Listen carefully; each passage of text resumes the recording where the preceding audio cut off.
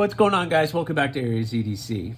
We are talking about my collection, and today I have a couple knives I want to talk to you about, but here's where it got a little bit difficult. I didn't know what direction to take, and I'm really kind of throwing some things at the wall here. I could start breaking down and just do different brands, but I'm going to kind of mix it up on this one just because of what I want to talk to you guys about. So early on, I started following other content creators, some of the big ones. You guys have seen them. And one of the things that they always did was size comparison knives. And I felt like these were knives that I had never seen before because I was still new to everything. So they were like, you have to know what this is, and you have to know what this is, or you guys all know what this. And I was like, I have no idea what that is. So that must be the standard of which I should start. So the next couple knives are ones that those, or at least two, that two were like standouts where I was like, I should probably get one of these and I should probably get one of these. So they were like my first real kind of entry level into the pocket knife world. So let's talk about it. First up is, that's right, the Rat 2. And this is my Ontario company Rat 2, and this one is the Rat 2 Model 2 in D2. So this is the R2 D2. There it is. You can kind of see it. Not sure what's going on with everything. Let me turn, maybe if I up that a little bit, maybe that will even everything out. There we go. So the Model 2 and Rat 2, let me wipe that down. This thing is filthy because it's been through the ringer, and I have done a lot with this, as someone should. And this is kind of like the standard. And I still would recommend anyone who is getting into the collecting to start with a Rat, because the Randall Adventure training blades are really, really good. They're everything they need to be and nothing more. They're no fancy. They're not, except for they are doing some fancier steels with these now, but they're really good. You don't have a deep carry pocket clip. You got the 3-screw clip, T6 hardware, T8 pivot, but it's just really, really good. What's good about it? Well, I have held a Rat 1, never mind. But the Rat 2 is great in hand. This area right here, they nailed.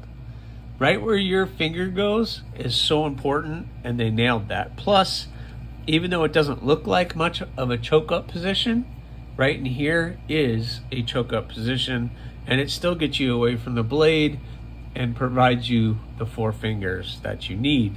I'm sure, why is that light flashing? Okay, hello, what are we doing here? Oh my goodness gracious. Can you guys see that? Look. What is happening? What are you doing?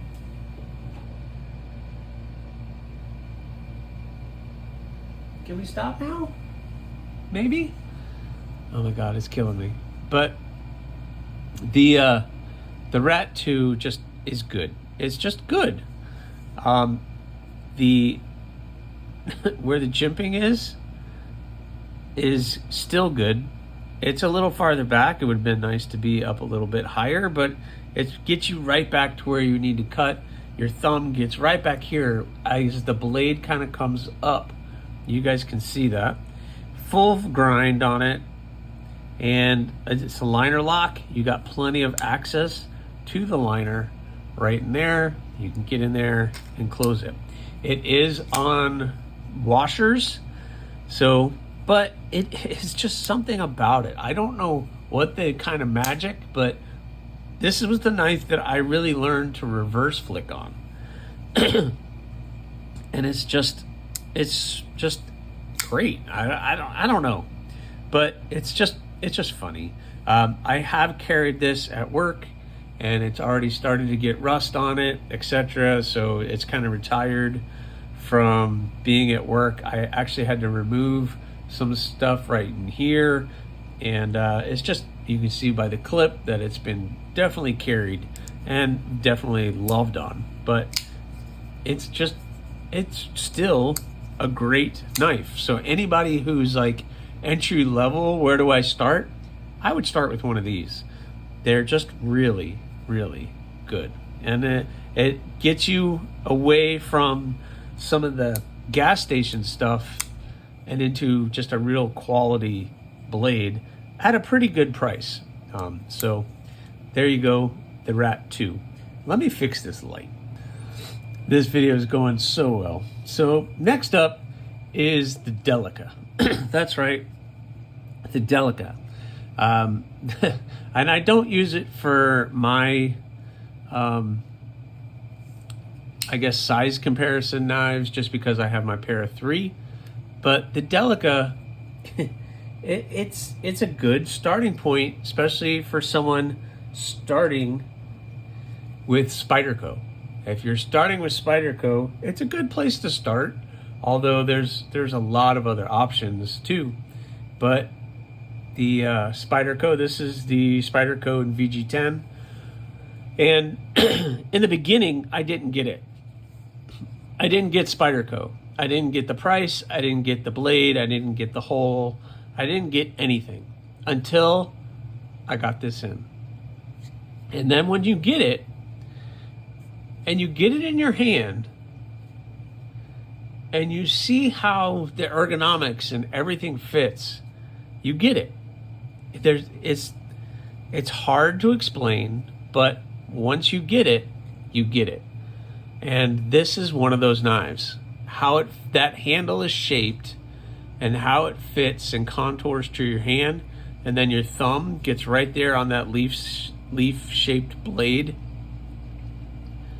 I mean, it's funny, but it just works. Like all of a sudden, a light bulb goes off in your head and be like, oh yeah, of course it looks like that. It works great. And that's where the Delica is. So this is the Delica 4. It has the FRN, really, really grippy handles on it. VG10 back lock blade, really locks in. It's not really something you're gonna flick out, although some people can, and good to you. I really can't do it. I think I might be able to do, yeah, I could do that, but it's really not really meant for that, I don't think. But man, yep. So I ended up getting the Delica and the Rat 2 because so many channels were using them as their size comparison knives. I thought that would be a good place to start. I'm sorry, and it is really great place to start. This one is a little bit more budget friendly, and unfortunately anything Spyderco is going to be a little bit more expensive.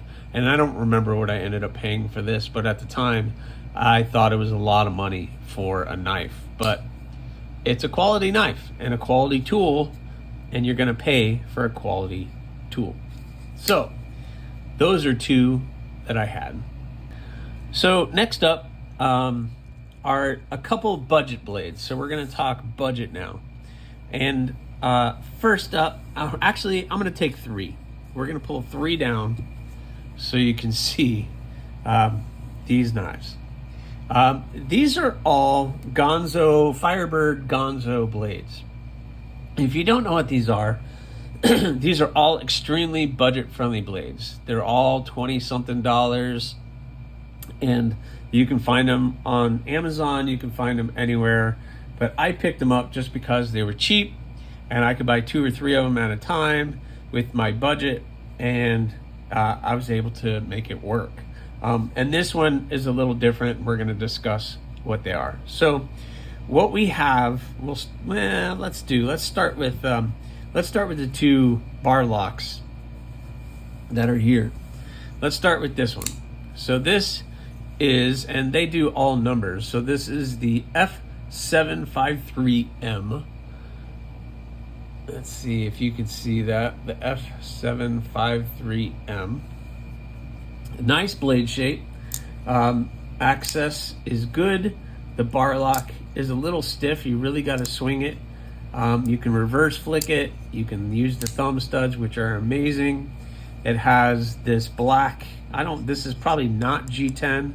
I don't remember exactly what everything is, but it's got the blue hardware and it looks really, really great. I like the blade shape on this. And the steel is 440C, which, listen, that's still a great steel. Is it excellent? It's not excellent, but it's really, really good. 4 fingers. The jimping back here is a little bit too far back. I wish it was up here, but it's not bad. For the price, I don't even remember what I paid for this, but for the price, this thing is totally worth it. And actually, this one, along with the other two, I am ready to probably let these go. So I'll be looking at coming up with prices or anything, but I think what I want to do is almost sell these together. I don't know. We'll see. I don't know, but I am ready to let these guys go. So once again, this is the Gonzo Firebird Knives Gonzo F753M and 440C. So a nice budget blade. Next up is this one. We'll talk about this one. This one also is a bar lock, and it is the FB727S in 440C. And you're going to see right off the bat, after talking about another blade that I just showed you, we have a lot of similarities. So I didn't expect it at the time, but I did see it. Obviously, I'm not blind, that this was very similar to the Rat 2. And it was like, what if a Rat was a bar lock? What would it be like? And that's kind of what they've done, but in a very different way. So first of all, the lock is much different than the other one. It is very drop shut. As soon as I press that, it does that. It falls. I can flip it with that. It's very good action on this one compared to the other one. I can't really do that with. Very high grind, 440C, I said that. The clip, it's not a deep carry clip, but it's, again, kind of a knockoff on what's going on here with the Rat. So, I don't know. I know we don't talk about clones, and everybody poo-poos on clones, and I don't know if this is meant to be a clone, but it sure is very, very close to what that Rat looks like. But I picked it up, and hey, it's a really great knife for the price.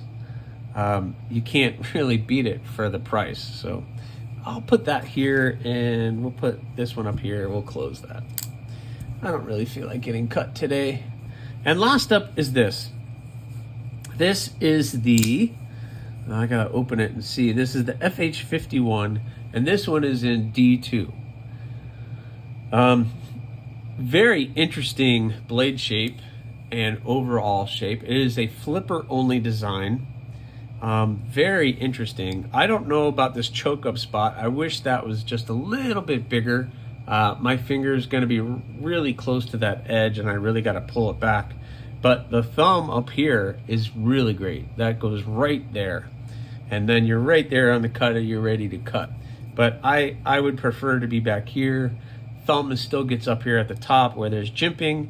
It is aggressive, but definitely gives you the grip that you need to do that. But anyway, you can choke up a little bit, but you just got to be careful, because that's going to get you right there next to that edge. But that the blade shape, really great. I like how it kind of swoops down, and it does have a little slight of a belly on it, but really great knife. Liner lock, it locks up really well. The action is really good.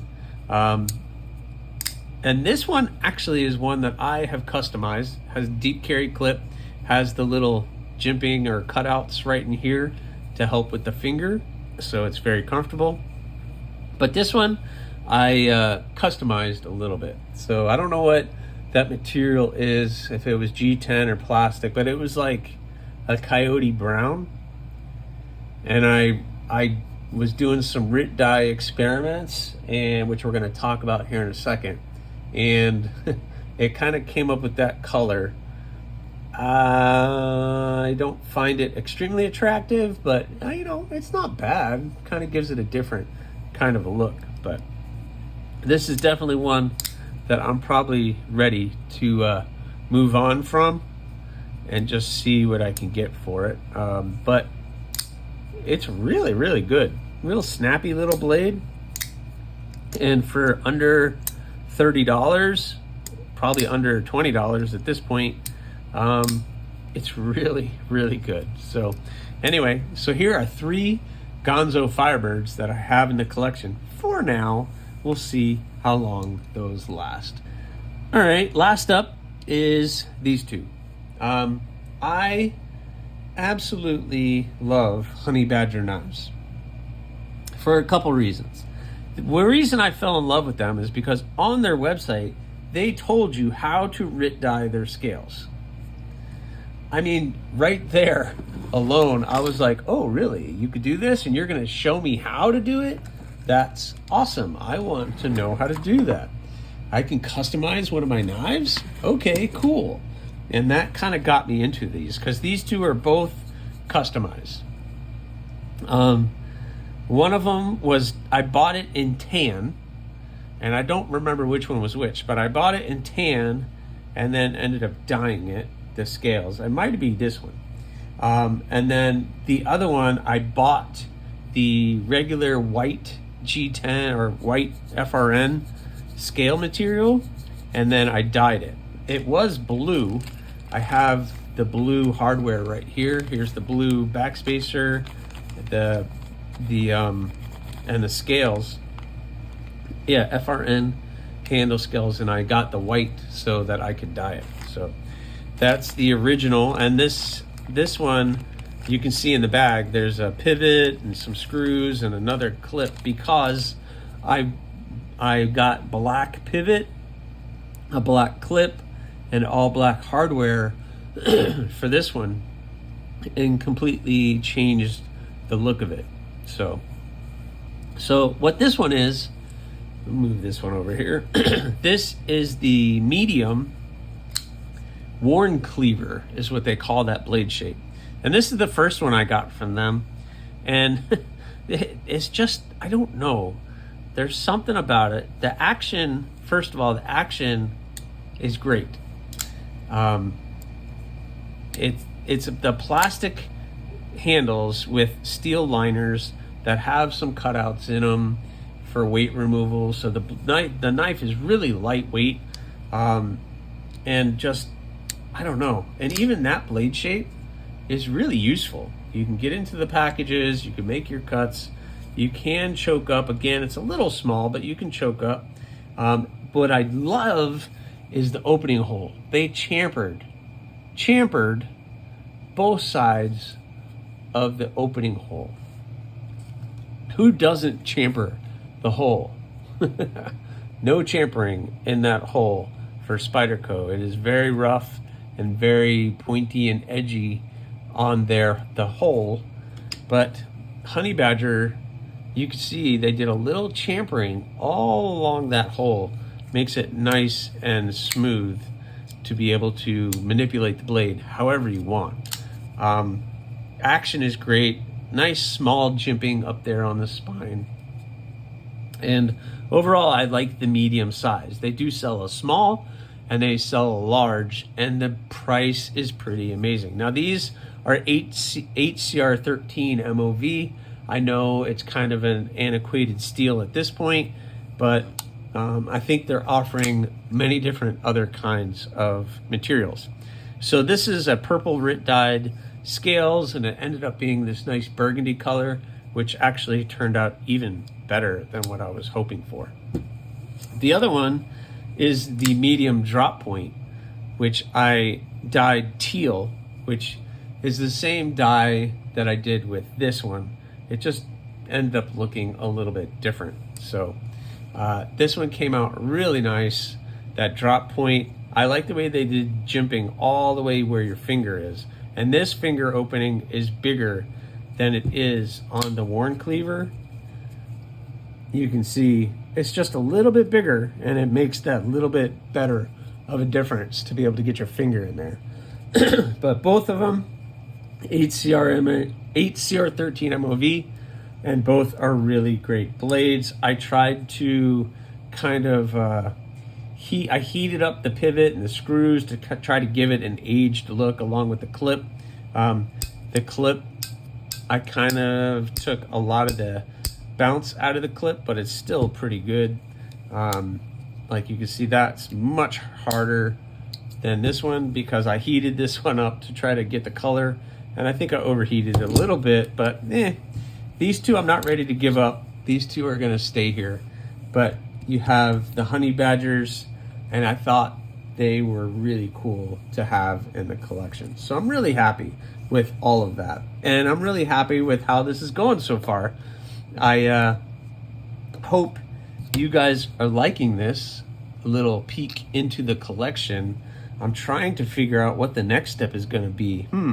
I don't know which direction I'm going to go, but hopefully you will join me. So thanks for watching, guys.